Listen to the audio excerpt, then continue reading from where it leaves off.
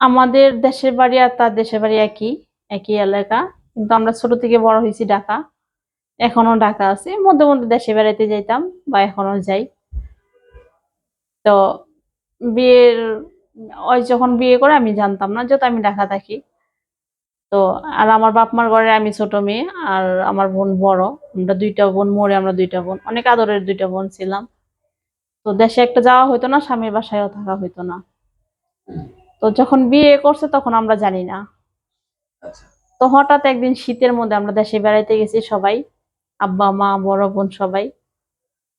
তখন মানে শুনছি যে সে বিয়ে করছে। আচ্ছা। তো বিয়ে তো করার কোনো তো আসলে যে আপনি বিয়ের কতদিন পর শুনলেন যে আপনার স্বামী বিয়ে করছে? প্রায় ২-৩ মাস পরে শুনছি। তো এই ২-৩ মাস কি আপনার সাথে দেখা সাক্ষাৎ হতো না? আপনার ঘরে কি আসতো না? না, না।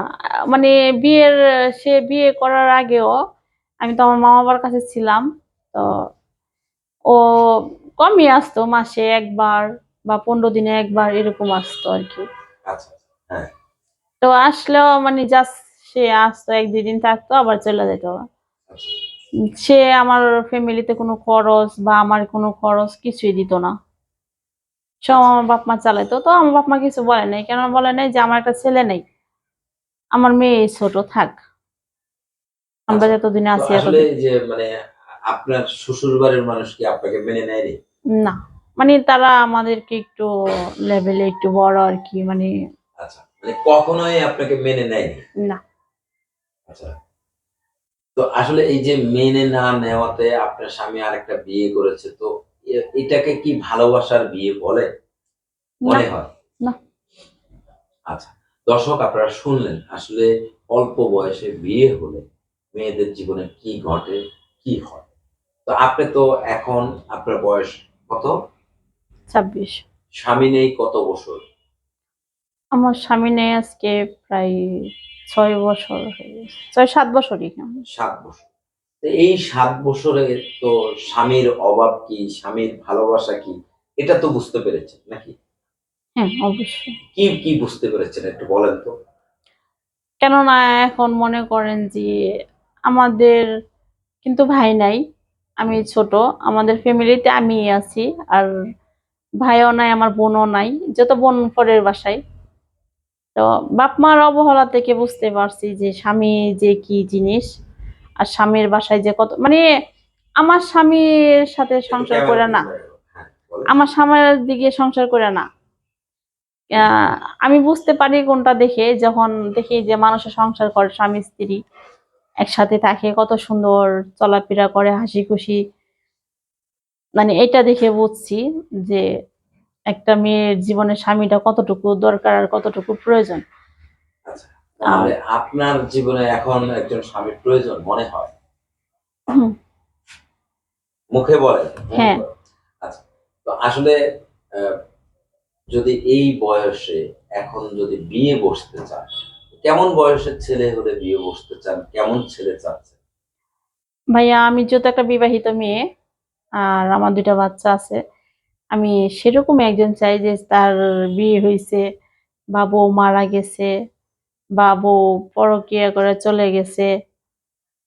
এরকম কারো কাছে বা বউয়ের সাথে ডিভোর্স হয়ে গেছে। কিন্তু তার প্রমাণ সহ দেখতে হবে তারপর। তারপর তারপর আমি বিয়ে বসবো। বিয়ে বসবেন।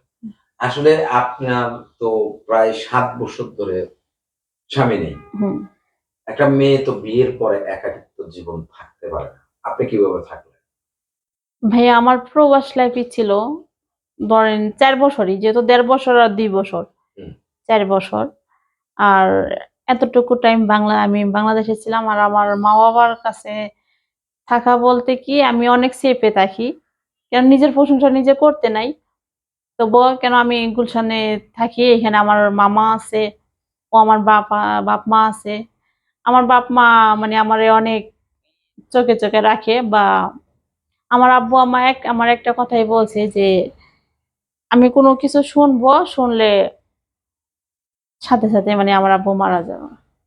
আচ্ছা। বাবার কথা মতো চলেন। হুম, এখন যে মানে আ কিভাবে তাহলে আমার প্রশ্নের উত্তরটা কিন্তু আমি পাইনি।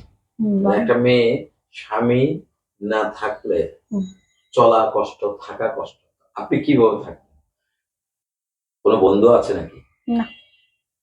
তাহলে কিভাবে নিজের ভালোবাসাগুলো ধরে রেখেছেন? ভাইয়া আমার একটা হইছে আমার সংসারের আমার ২ টা বাচ্চা মানুষ করার চিন্তা।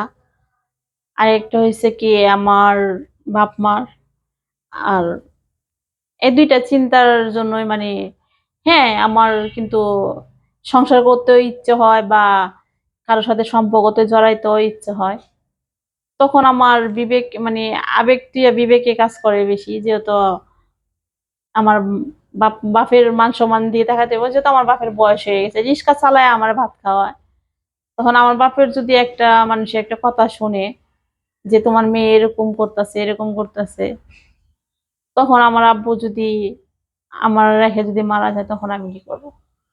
আচ্ছা যাক, দর্শক আপনারা শুনলেন ববির কথাগুলো। তো ববি আসলে এই ভিডিওটি যারা দেখছে, যারা দর্শকরা আছে তাদের উদ্দেশ্যে কি বলার আছে?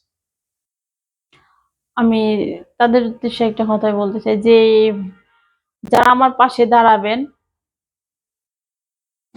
যারা আমার পাশে দাঁড়াবেন তো ভালো মনে দাঁড়াবেন।